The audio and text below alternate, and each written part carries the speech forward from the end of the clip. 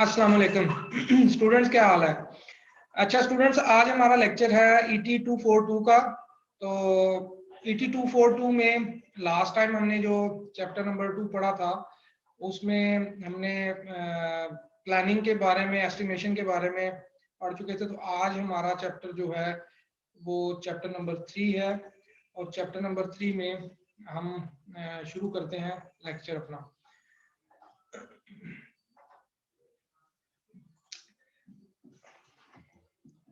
अच्छा, chapter number 3 alarm circuits है। आपने देखा होगा कि ऑल ओवर दी वर्ल्ड आजकल ऑटोमाइज्ड वर्ल्ड में किसी भी चीज़ की हिफाजत के लिए या किसी भी चीज़ को किसी अनफोर्सीन सर्कमस्टांसिस से बचाने के लिए हम अलार्म सर्किट्स लगाते हैं।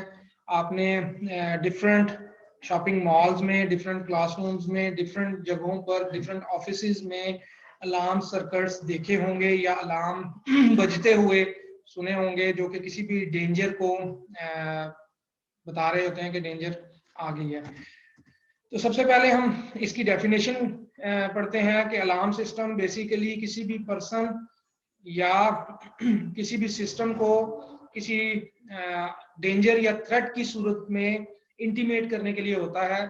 इसके डिफरेंट टाइप्स हैं, आपने देखी हुई हैं। कुछ टाइप्स ऐसी हैं जो कि आपको फायर से बचत करवाती हैं, कुछ टाइप्स ऐसी हैं जो कि स्प्रिंकलर के तौर पर यूज होती हैं और जहां पर भी कोई आग वगैरह लगती है तो वहां पर ऑटोमेटिकली स्प्रिंकलर ऑन हो जाते हैं। बर्गलर अलार्म एक टाइप है, इंटरकॉम सिस्टम एक टाइप है, फ्लोट स्विच भी इन्हीं की टाइप्स में आती है। तो हम आगे चलते हैं। फायर अलार्म किसी भी जगह पर किसी आग की सूरत में इंसानों को इंटीमेट करने के लिए जो सिस्टम लगता है उसको फायर अलार्म सिस्टम बोलते हैं। इसका सिस्टम एक्टिवेट कैसे होता है? बेसिकली एक्टिवेशन के लिए हम एक डिटेक्टर सेंसर लगाते हैं जो कि डिटेक्ट करता है और वो किसी भी चीज को डिटेक्ट कर सकता है।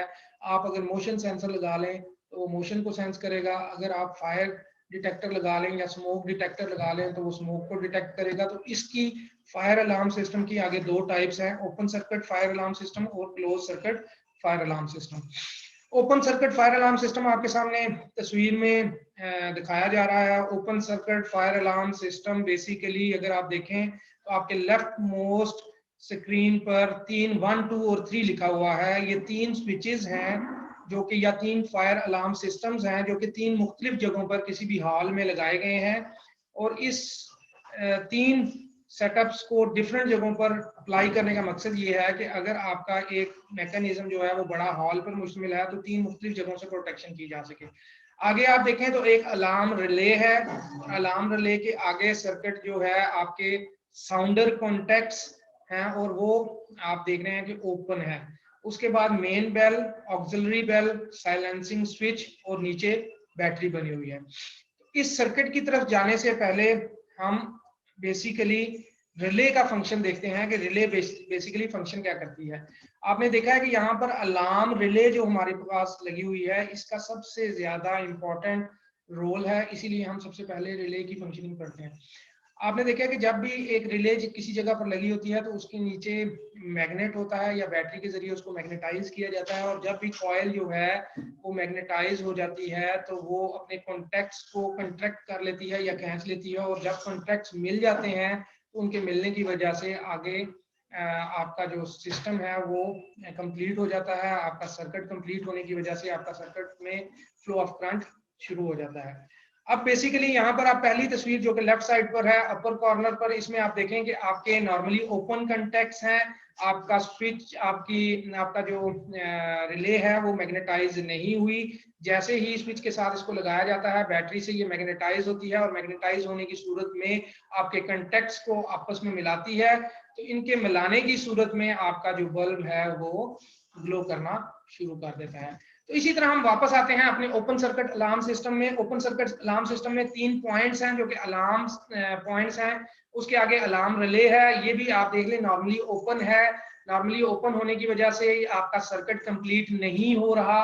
लेट्स सपोज हम एक फिनोमिना जो है वो लेते हैं कि अगर आपका इलेक्ट्रिकल हॉल है, इलेक्ट्रिकल हॉल में 3 जगहों पर फायर अलार्म पॉइंट्स बनाए गए हैं और इन पॉइंट्स में से किसी एक पॉइंट पर स्मोक जो है वो डिटेक्ट की जाती है और स्मोक डिटेक्ट होने की वजह से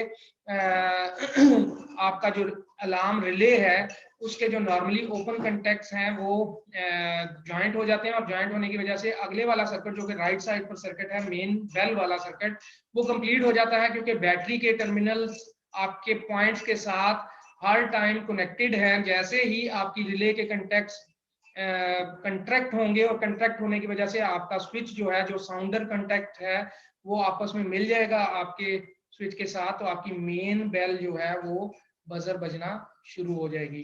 अब जैसे ही बजर बजना शुरू हो जाएगी तो ये एक इंटीमेशन होगी कि आपके हॉल में कोई स्मोक है, या अगर आप यहाँ पर सेंसर्स जो लगाते हैं वो आप मोशन सेंसर्स लगाते हैं तो आपको पता चल जाएगा कि कोई बंदा इधर मूव कर रहा है। सिक्योरिटी सिस्टम के हवाले से भी आपकी ये अलार्म जो है लगाए जा सकते हैं, लेकिन यहाँ पर हम प्रिसाइसली फायर अलार्म के बारे में पढ़ रहे हैं तो हम स्मोक डिटेक्टर ही लगाएंगे। अब वंस आपकी मेन बेल जब रिंग करना शुरू हो जाती है तो आपका साइलेंसिंग स्विच जो है उसको स्विच ऑफ पोजीशन से स्विच ऑन पोजीशन पर ले आया जाता है ताकि आपके ऑक्सिलरी बेल जो है वो बजना शुरू हो जाए, और वंस आप इसको रीसेट कर दें तो ऑक्सिलरी बेल भी आपकी बजना खत्म हो जाती है।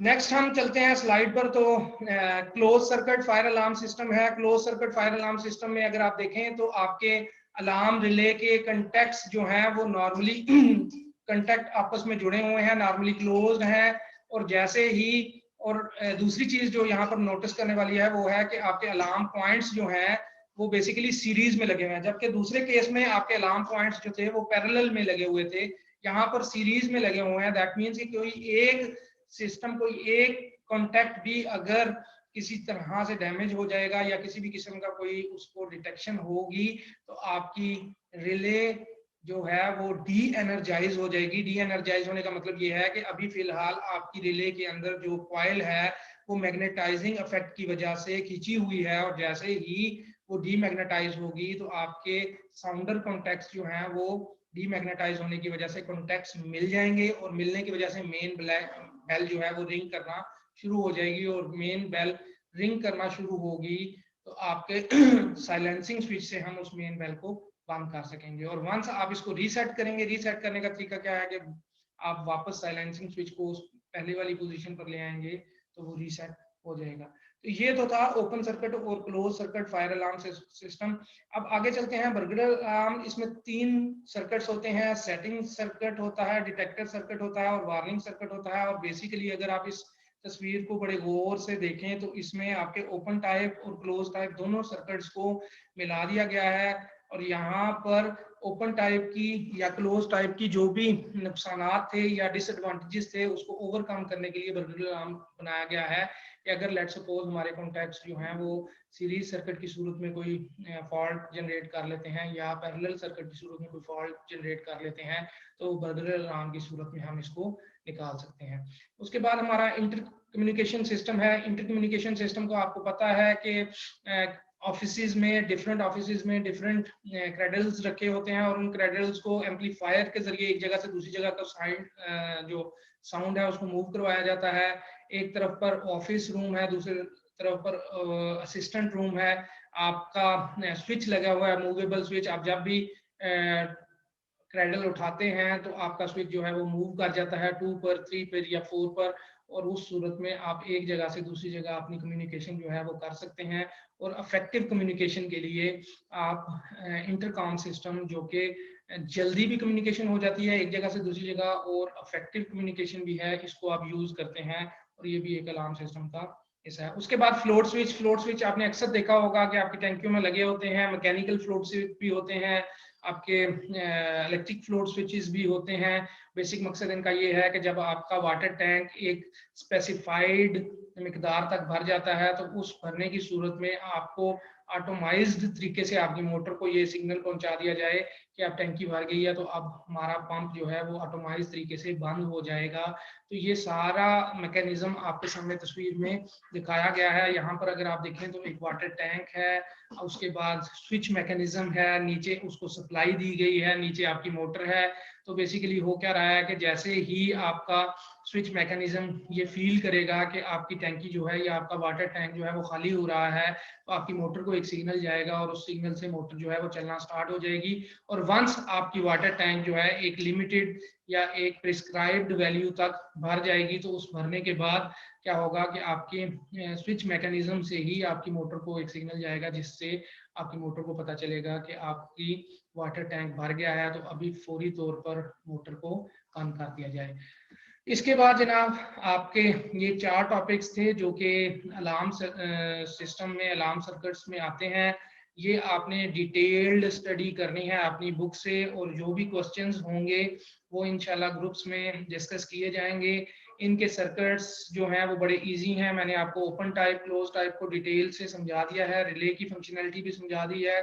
आपने इस चैप्टर को अच्छे तरीके से पढ़ के और उसके बाद कम अज कम 2 दफा इस लेक्चर को सुनने के बाद आपने इसके जितने भी शॉर्ट क्वेश्चंस हैं वो अपने जो कॉपी मैंने आपको लास्ट टाइम बनवाई थी उसके ऊपर चैप्टर नंबर 3 लिख के उसके शॉर्ट क्वेश्चंस जो हैं वो लिखने हैं और नीट एंड क्लीन लिखने हैं। ये आपकी कॉपीज चेक की जाएंगी।